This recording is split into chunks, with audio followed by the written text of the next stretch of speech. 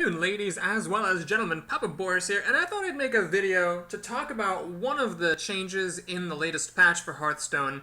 This was a huge patch. Blizzard changed a lot of stuff, did a lot of balance changes, and of course one of the things that we all knew was coming was a nerf to the rogue class.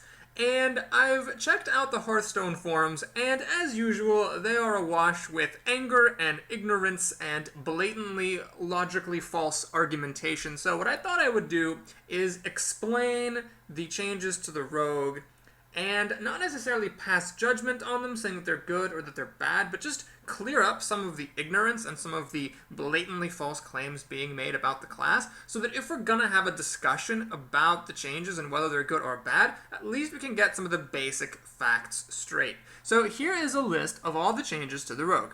And it looks like a very daunting list, it looks very large, but let's go ahead and clear a few things up here. So starting right from the top, the Backstab card now only deals damage to undamaged minions.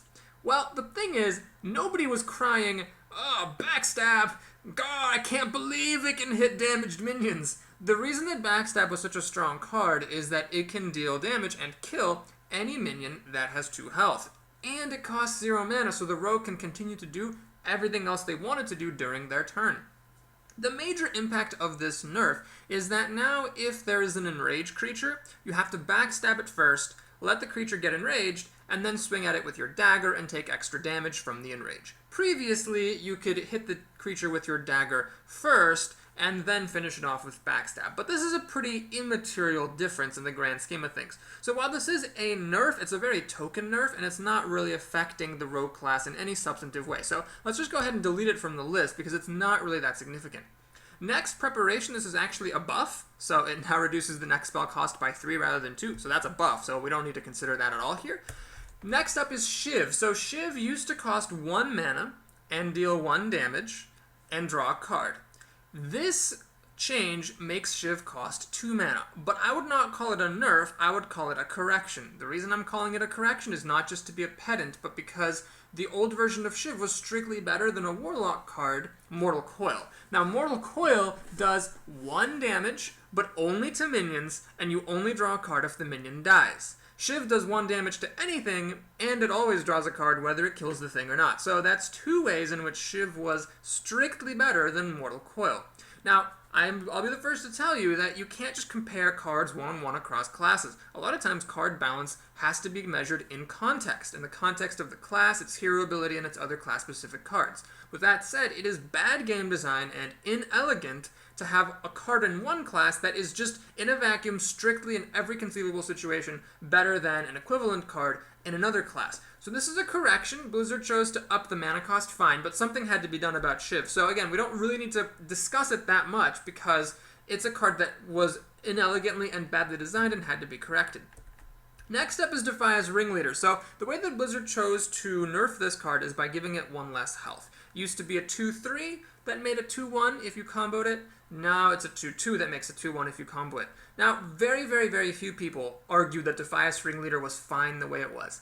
Blizzard has pretty much said that they are very committed to keeping the coin in the game as is, and that's totally fine. But if Blizzard is committed to having the coin in the game as a core mechanic, and if they are committed, as they said they were, to keeping all of its interactions, making it count as a card, making it count as a spell, for triggering combos, for helping Twilight Drakes, for drawing a card from Gathers and Auctioneer, all that stuff, then they need to make sure that they devise all their cards with the coin in mind. And it's pretty clear to pretty much everyone that Defias Ringleader, while it might be a fine card in a vacuum, was not designed well around the coin. It had a really bad interaction with the coin, namely that you could pump it out on turn 1 if you were second and get a 2-3 and a 2-1 on the board. So again, I've seen some people making the argument that Defias Ringleader was fine the way it was, but all of these people were, frankly, if you just read their writing, pretty stupid, pretty angry and immature, and very, very few intelligent people. I really have not seen any intelligent, articulate people argue that Defias Ringleader was fine the way it was. Pretty much the entire community agrees the card needed to be changed. So this is not something that we need to argue about either, because again, we pretty much all agree, at least all the smart people among us, that this had to be changed.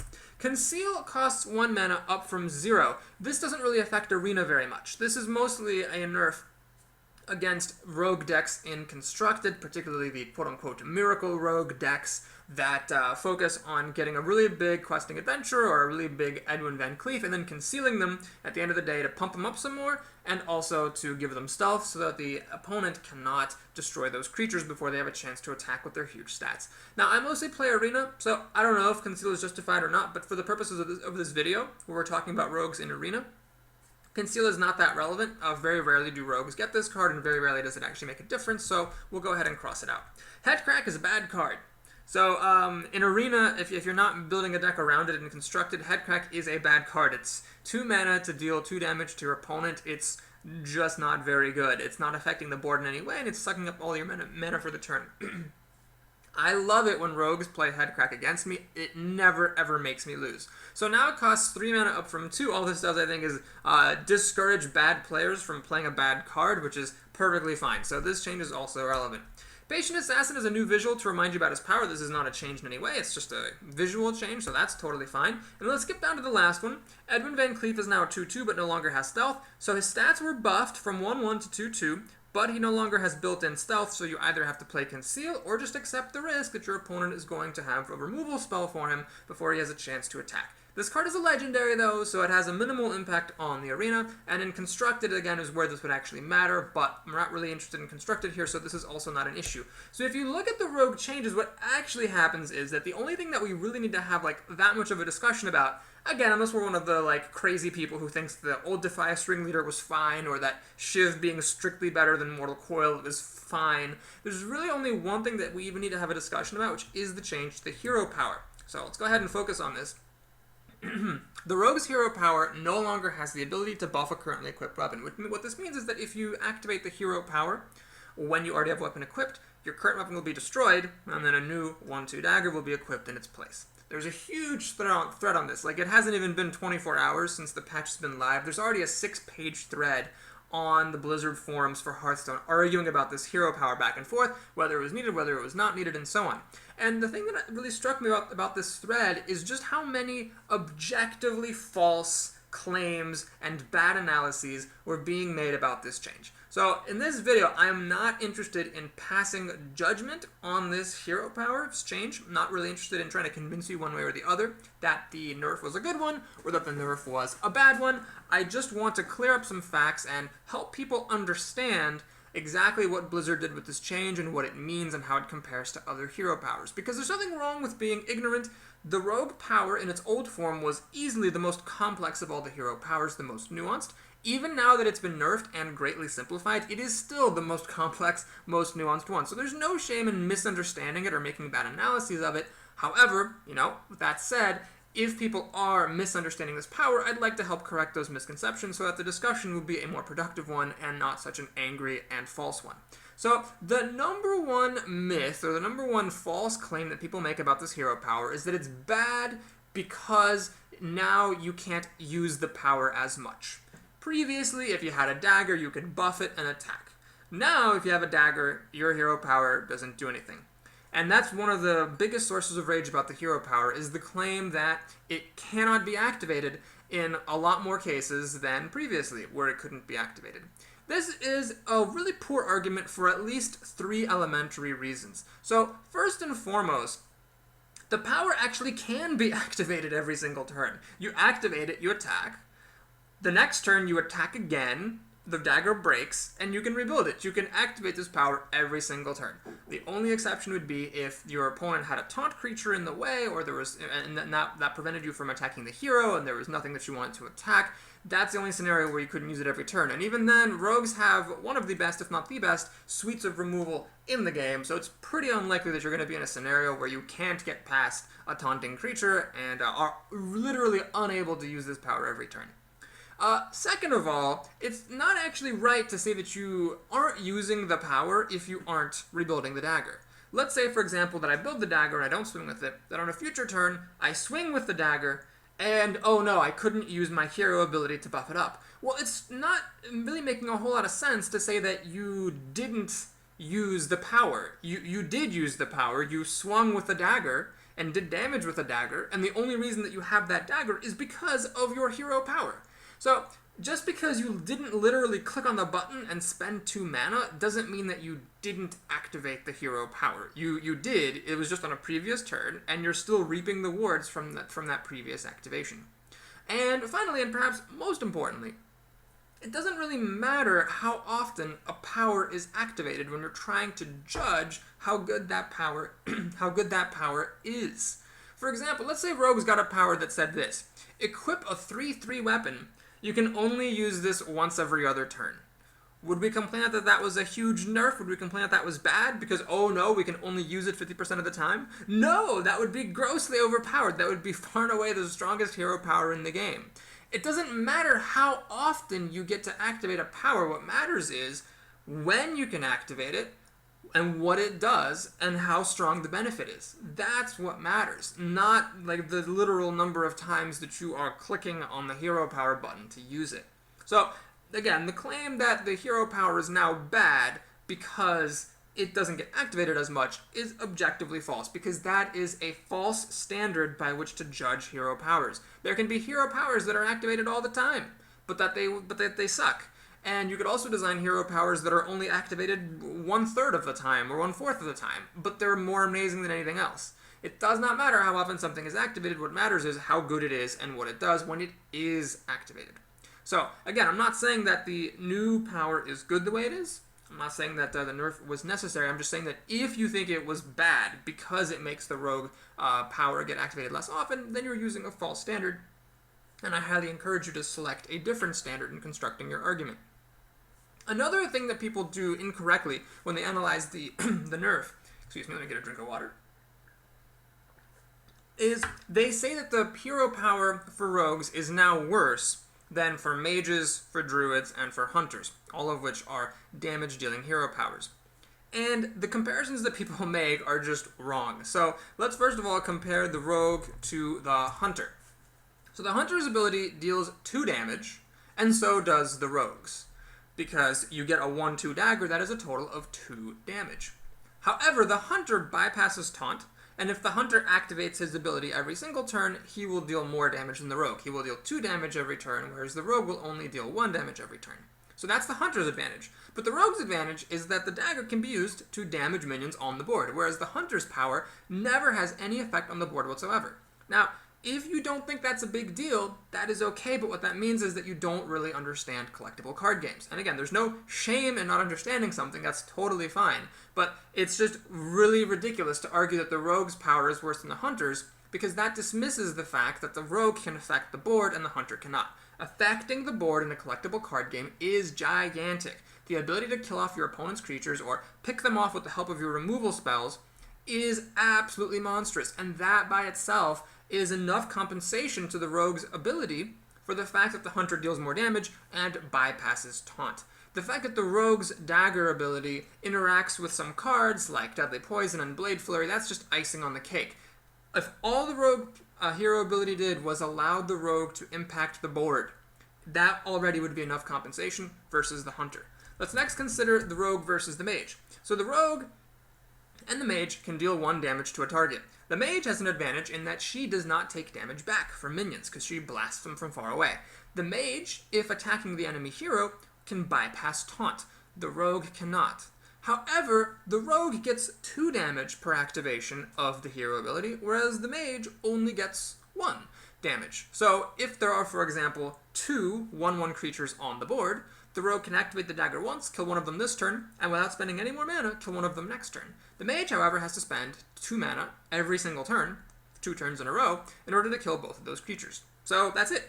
The mage does not take damage from minions, and the mage bypasses taunt. However, the rogue has to spend half as much mana in order to deal as much damage as the mage does. That's perfect compensation. And then if we take a look at the rogue versus the druid, unlike the rogue, gets armor when the druid uses his hero ability. Both the rogue and the druid are susceptible to taunt, and both the rogue and the druid take damage back when they attack minions. But the druid gets armor, whereas the rogue gets the same advantage that she gets over the mage, which is that the rogue has to spend half as much mana to deal exactly as much damage as the druid does. If the druid wants to deal 2 damage, he has to spend 4 mana. he has to activate his hero ability twice.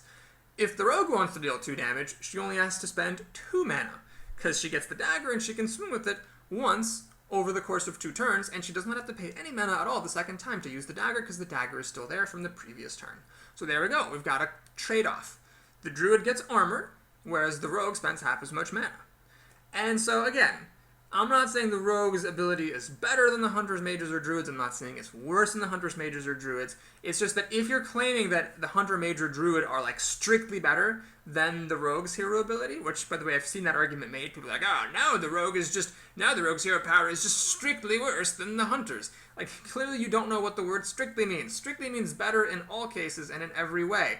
It's not the case. Against the hunter, the mage, and the druid, we can argue who's better. But what's objectively incontrovertible is the fact that the rogue has some things about her power that are better than the hunters, mages, and druids' powers, and the rogue also has some things that are worse compared to the hunters, mages, and druids' powers.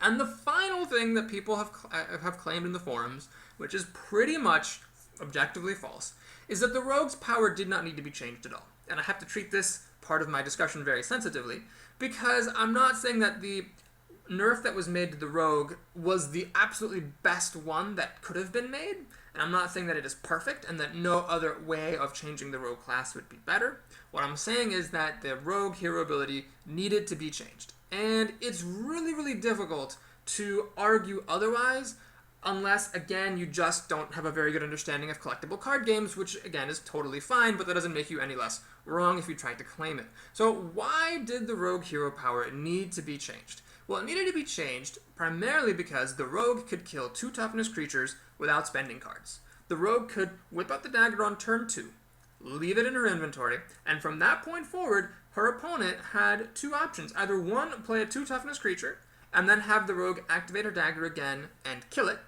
spending no cards to kill one of hers. Or 2, the opponent could hold back all of her 2 toughness creatures until such a time as the rogue didn't have the dagger anymore.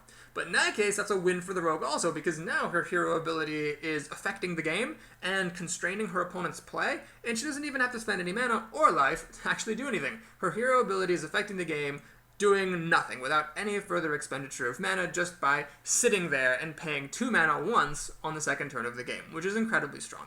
So, being able to kill a 2 toughness creature without having to spend a single card is ridiculously powerful. That is leagues more powerful than any other hero's class ability.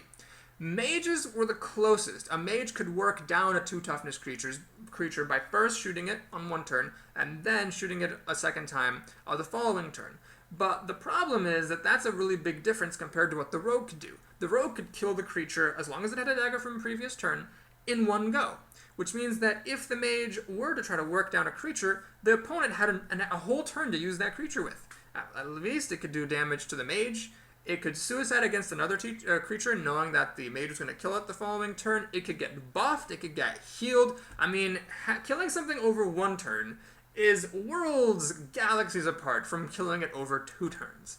And so that's why the rogue's ability needed to be changed somehow. It's just too good for a class to be able to kill 2 toughness creatures without having to spend any cards and having to spend no more than 4 mana and a little bit of life.